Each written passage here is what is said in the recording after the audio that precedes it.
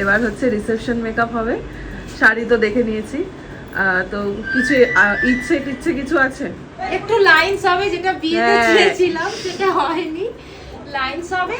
আর বাকি তো তুমি যেরকম ন্যাচারাল করেছো এ নিয়ে আমার কিছু বলার নেই।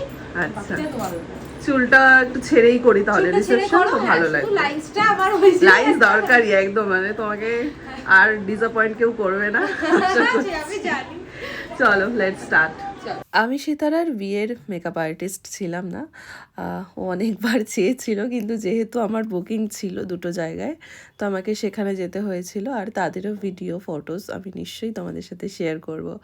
তো আমাকে বেশ কিছু এক্সপিরিয়েন্স শেয়ার করেছিল যে ওর বিয়ের দিনের অনেক কিছু নিয়েও ডিসঅ্যাপয়েন্ট ছিল, তো সেগুলো ঠিকঠাক হয়নি। আর সেটাই একটা ওর কষ্ট মনে, যে ও সেগুলো পায়নি। আর সেগুলো আমাকে বললো যে একটু এগুলো হলে ভালো হয়। বেসিক্যালি ওর হেয়ারটা নিয়ে একটুখানিও চিন্তিত ছিল, কারণ ওর যে হেয়ার স্টাইলটা হয়েছিল সেটা ওর পছন্দ ছিল না। তো আমি সেটাই ভাবছিলাম যে ওকে কি হেয়ার স্টাইল করবো। আর আজকে তো রিসেপশন, একটু ওপেন রাখলে ভালো লাগবে। তবুও আমাকে বলেছিল ওপেনও করতে পারো, বানও করতে পারো, বাট আমার খুব একটা ফ্ল্যাট হেয়ার পছন্দ নয়। তো ফ্ল্যাট ছাড়া যদি একটু লাইন্স করে, যদি একটু ফুলিয়ে কিছু করা যায়। মেকআপ কি করবো, ওর স্কিনটা এত সুন্দর আর এত চকচকে যে আমাকে আলাদা করে হাইলাইটার বেশি করে দেওয়ার প্রয়োজনই মনে হয়নি।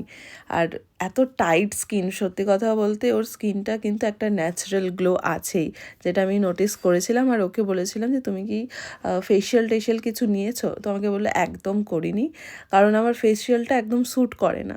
তো আমি কিন্তু সব সময় তোমাদেরকে ভিডিওতে বলে থাকি যে তোমরা প্লিজ পার্লারে গিয়ে এক্সপেরিমেন্ট করো না নিজের ফেসের ওপরে, ভালো ফেসটা কিন্তু একদম বিগড়ে যাবে। তো এই রকমই কিন্তু অনেকের সাথেই হয়, যারা বোঝে না, হঠাৎ করে ভাবে যে বিয়ে বলেই একটা ফেশিয়াল নিয়ে নিই, একটা থ্রেডিং করে নিই, আপার লিপস করে নিই। আর এগুলো করতে গিয়েই যখন সর্বনাশটা হয়, তখন কিন্তু সেটা থেকে কেউ আটকাতে পারে না। তাই স্কিন যেমন আছে সেটাকেই ছেড়ে দাও, জল খাও, মানে ভেতর থেকে স্কিনকে হেলদি রাখো, জল খাও, ফল খাও, ঘুমাও। আর বিয়ের অন্তত 10 দিন আগে সমস্ত টেনশনকে দূর করো।